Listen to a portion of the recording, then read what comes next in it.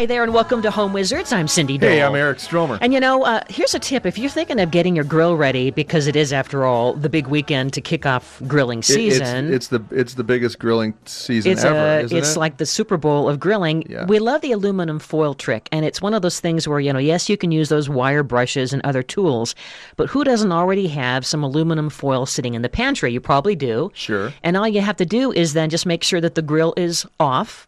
And now it's cold, but you just basically get a couple of strips of aluminum foil, mush it into a nice little ball, and now that becomes your pad, your way tool. to agitate the tines, if you will. Exactly. Because you know what it does? It molds around each individual cylindrical tine, and you go back and forth with the grain of those tines, and it'll pull off all the old meat and cheese and tilapia from last night that you had. And then, in addition to that, you can also then, after you've gone back and forth on the grates, use the foil to cover the grates. Now here's the key, though. You have to put the shiny side down. Yes. And then you fold it up. Well, because it's a reflective capability, right? So then it puts the heat back down onto the grate itself. Like you're making the bed. You're going to put the sheets you tuck the corners around the edge of the grate, and then you turn it on high and keep the lid down, and you're going to see this white plume of smoke emerge all of a sudden because it's burning off. Essentially, it's like a self-cleaning oven is what it is. Kind of is. And then you're sending smoke signals to the neighbors. And if you open the lid in a succession of different cadences, you can send for help. SOS. The cavalry will come. They'll help you clean. No, but that works really well. It's just the same exact principle as a self-cleaning oven. It gets so hot, in fact, that it just burns off all the additional old stuff that's from last season. So that's basically the beauty of aluminum foil, twofold. Yeah, and you're done. Yeah. Now I would even suggest maybe doing it in reverse order, putting the bed of shiny side down foil first, let it cool, and then use the same foil and wad it up into a ball, and then scrape off any remaining when it cools. Good idea. I think that works great. Great. So great. Great. G-R-A-T-E. Great.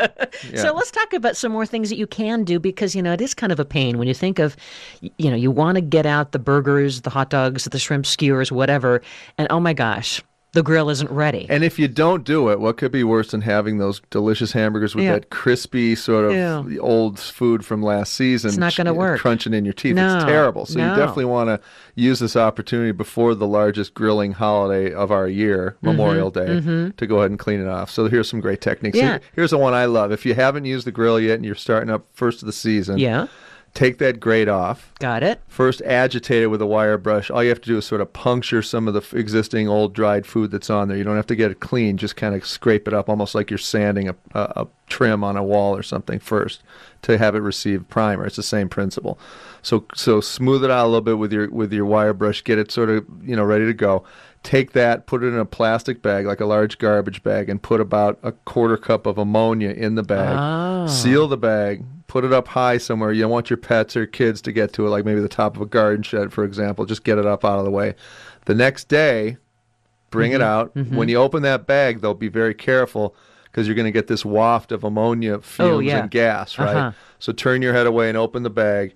Let it open up, pull the grate out, just hose it off, maybe do a little bit of scraping. It's going to dissolve it, right? Completely clean. It's really? amazing how well it works. So you use that? And then you just want to make sure you hose it off thoroughly, and then a little bit of good quality vegetable oil for the start of the season. You're ready to go. That's a smart idea. That's the best one. And then it becomes like less of a chore and more like it's like a MacGyver. It's now become a toy. It's a challenge. It's a game. Yes, it is. Right? It's not like, oh gosh, I've got to do the grill. No. It's instead, hey, I'm going to do this Home Wizards tip to basically make my grill perfect. That's exactly right. And then when it is perfect and there's no additional food on the grill, it cooks more evenly and effectively, and the stuff doesn't stick quite as bad as it did before. So it's a really good idea to clean it. Now, by the way, a lot of grills these days have an actual knob that says pre-clean.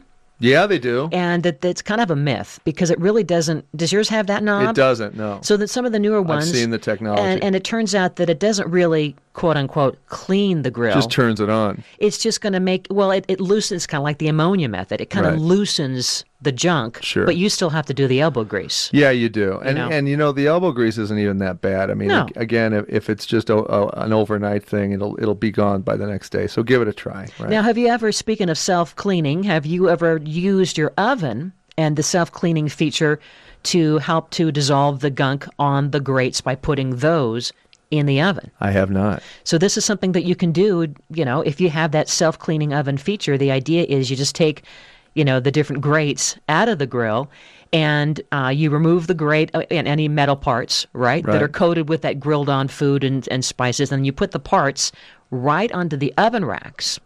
And maybe put some foil underneath it, to protect stuff from getting now into your oven. Sure. But it turns out that self-cleaning heat, right, it's pretty darn hot. Not only will it burn off any kind of food gunk that you've got, just be careful, too, that if you have birds, yeah. it's That's not like the safe old for them. parakeet in the coal mine. Exactly. So make sure that if you are using this technique, that you don't have little animals that are going to be, challenged by this. No, you got to be careful. Yeah. And there's always the old standby soapy water. You like this, put the soapy water, the warm water in a bucket. And, sure. It feels like it's kind of old school, but it works. It does, especially for the, the knobs on the outside of the grill. Just soak those in some of the soapy water. You can even put a little, dare I say it, white vinegar. Yeah, I said it. Put it in there. And that'll actually help sort of, agitate some of the grease off those knobs. And, the grill looks nice. It's ready to go, and you're ready to go for the start of the season. The other thing I want to talk about is if you have a paint-colored grill. Oh, yes. And some of that paint is worn off, or you're starting to see rust spots emerge on the exterior of it. You may want to take a little steel wool, get rid of any excess rust that's coming up, and then get an auto heat-tested spray paint. The same color that your grill is, hopefully, obviously, and then just spray over that, and that'll protect the rust from going any further. It's sort of like a Band-Aid solution. That's a good tip. You don't think about there being paints that are special for cooking. Sure. And there are.